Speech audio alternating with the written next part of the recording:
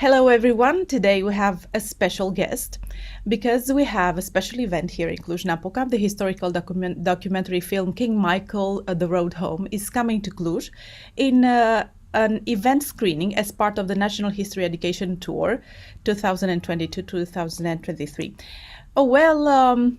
My special guest today is the executive producer of this documentary and many others regarding Romanian history, Mr. John Florescu. Thank you so much for accepting this interview. Thank you very much. I'm delighted to be here, Bianca. I'm very grateful for the invitation, and I'm looking forward to coming to Cluj. When will that be? I mean, the screening and your visit here. Well, I'm coming on Sunday, this weekend, on Sunday night, and the screening is at the Casa Studenților in Babeș, I think it's connected to Babeș University, and it's Monday night at 6 p.m. Who can see the movie? Is it free entrance? Free entrance to anybody, so we invite absolutely everybody to come along. We've been lucky enough, thanks to the generosity of Bank of Transylvania and some others as well, and History Channel, to enable the show to be free to the public. And so we've done that all across Romania. We've done it, I think we've been in about 50 cities and towns, in the course of these films on Romanian history, or even more than 50 now. And it's been a joy. We've been east, west, nord, sud, de la Marea Neagră până la Serbia, și atunci a fost o mare plăcere pentru eu și mi se pare pentru oameni care au fost acolo în cinema. Thank you for explaining why you have actually a Romanian name. John Florescu is a totally Romanian name, Florescu. So this documentary and the others we will talk about are based on one particular interview that you took King Michael in 2003. So I would like to ask you, how was your encounter with our king? Well, it was quite interesting. My father's a historian, and I came to Romania many times since I was 13. I was born in Boston, but we always used to come. My father was working on a book on Vlad Tepes at the time, and we'd come all the time, partly for the work, my father's work, and also partly to see the family. And he said to me, I've been now in television for some time in Los Angeles, producing shows for American television. And he said, why don't you sit down and talk to the King of Romania? Because he has a very interesting story that most people don't know. And I said, well, that sounds a good idea. And I got in touch with Princess Margaret, who was very nice and set up the interview. And so I walked in there on a summer day in August. And it's not that common when you sit down and somebody's telling you about how you're having lunch with Hitler. So it was quite a surprise. And it was quite an extensive interview that lasted, if you add it all up, about 8 hours or so over the course of 2 days. And we sat there. He was very English in his manner. He spoke almost like an Englishman with his accent and so forth. Dar a fost domnul foarte modest și foarte profund și foarte chrétien. He was very deep in his religious views. And we talked about everything from the first day of school. And I tried to get him to compliment his father, because I knew his father had helped him in a special school at the palace. He didn't have a lot of compliments for his father, but he couldn't escape a compliment on that particular point, which was to say that thanks to his father, he got a very good and balanced education at the palace. And so we stopped, we had glasses of water, we went for a little walk. I signed his book, we came back and sat down. So it was a very pleasant experience. And I think I asked the Royal House the longest one interview that he's ever done. So it's a very great tapestry of his life. And we've only aired between the two films we've done about, I would say, 50 minutes of that 9-hour interview. That means more documentaries to come. Well, no, I don't want to feel like someone who's taking a subject and squeezing it dry. I think there's a lot there, and we did two films actually. One in 2016 called The King's War, was by Regele, care a fost primul film, care a fost la Pro TV. Și după asta a făcut film numărul 2, care a fost de perioadă exil, înseamnă de la 1948 până când a murit Regele. So we had two different films, and you realize that, of course, the king lived most of his life outside Romania, because if he left as a young man, 22, 23, he went to Switzerland, he lived in England. And so when we were looking at his life, his first part of life, which was full of drama and very interesting and very sad in so many ways, being separated from his mother and, you know, being almost a prisoner in his own country under Antonescu. Then, you know, then his life sort of ends at a historical level, but in fact it didn't end. And his life continued. And they were all parts of drama that I started to sense when I was doing the initial research that was worth getting into. And I then contacted, for this film that is coming to Cluj, I say Monday again at 6 o'clock, Casa Studenților. And it was a very difficult life. It was a life where the king was a man without a home, because his own home now rejected him. The communist propaganda, of course, didn't pay any tribute to the king at all. When he left on that train, which we talk about in the film, there were people from the Securitate on the train watching him. When he arrived, I think January 4th or so, 1948 in Lausanne, Switzerland. And when he left on that train, he wasn't sure if that train, as the king told me, was going to Switzerland or whether it'd be diverted and go to Russia. And he may see the same fate as his relatives, the Romanovs. So his life in the West was full of drama and full of interesting events, including an interaction with the CIA, including the practicalities of living with effectively no money or very little money, including with the effort to get a job and have a livelihood and keep his family moving, and maintaining a certain dignity that befit his title and his standing in life. And I think also, you know, he was scorned at home. He was a little neglected in the West, neglected by royal families, because there were so many now going into the West. They were going to London, they were going to Paris, they were going to New York. And then, of course, neglected by the superpowers, because the superpowers decided to be friends with each other in a kind of strained accommodation between the United States and the Soviet Union. So you can imagine the king watching Ceausescu in a carriage, in the same carriage that carried he and his father in 1938, carrying Nicolae Ceausescu. So you could imagine what was going through his mind. Mr. Florescu, you seem I've heard people say that you seem to know more about Romanian history than actually the Romanians living here. So what was the idea of this historical tour that you started this year? The idea came after the first film and right after Queen Marie. And I said, let's go around the country the way Queen Marie went around the country. So let's look at where she was. We had a lot of research. We spend a lot of time on research. We dig into archives. We have good historians advising us and correcting me, because I'm certainly not a historian, but I have an okay understanding of Romanian history. And so we followed Queen Marie around Romania. So where she went, we went to Bicaz, we went to Iași, we went here, we went there. And the reason I did it is because I wanted to be in contact directly with the Romanian people. I knew we had a big audience, because I knew that from the statistics that came from Pro TV. I remember the morning after we aired Queen Marie, the head of the television station in Bucharest sent me a text message, and it showed a graph of what happened at 8 or 9 o'clock by the time the show aired. And it looked like an alpine peak. It just completely demolished the opposition. I mean, Pro TV was strong, but it went zip straight on up. And I said, let's go see these people. Let's go talk to them. Let's go see how it reacts at a personal level. So you'd go to places like Petroshan, which are mining communities, where there's a lot of poverty and hardship and difficulty.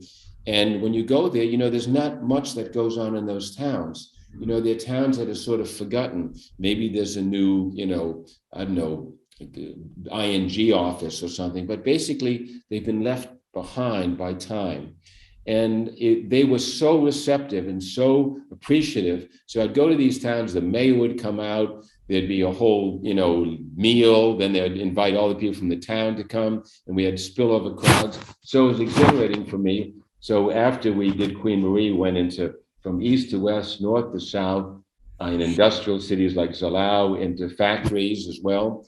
We said, this is a lot of fun and it's interesting, and I think people really like it. And then so we decided to do it, and that's why we're going to Cluj. That's it. What do people ask you after they see the documentaries? They often thank me. They say, thank you for, bringing this story home, because I think Romania discovers their heroes here, and there are not a lot of heroes today, not just in Romania, but all over the world. There's some skepticism about politicians, there's skepticism about, religion, there's skepticism about so much. So I think that people like to have heroes, and I showed two of them. I showed King Michael and I showed Queen Marie. And Queen Marie was beautiful, and she was intelligent, and she was European, and she dazzled Paris. She had 20 suites at the Ritz-Carlton in Paris. She was emblematic, and she was able to convince the peacemakers in Versailles in 1990 during the conference to double the size of Romania. So look, they found a person that basically made them smile. I remember a mother, I forget where we were, maybe it was in Sinai, and she came out with her daughter, and afterwards, they come out and they ask questions. They ask questions on stage, they ask questions in the hallway when I'm walking out. And she said, you see what I told you? You see what I told you about the Queen? Because she didn't learn it so much at school, but the grandma had told her these things. And I'll tell you something interesting, is that we are lucky to win a People's Choice Award in TIFF and at Rezhnov recently. And I was thanking the organizers of the Rezhnov Film Festival. And he told me, he said, surprisingly, a lot of the voting is now coming from younger people, not from older people or monarchists or, but even younger people who are interested. So I think that the fact that people feel like they're connecting to hero, discovering the moments of their past, has been a very powerful message that I got from going around the country. So that's one reason I go. Beyond, I like seeing the country. I would like to ask you something about King Michael, because many Romanians thought that when he was in exile, he did nothing. So what did you discover during your research for these documentaries? Did he do anything when he was in exile? Well, for Romania.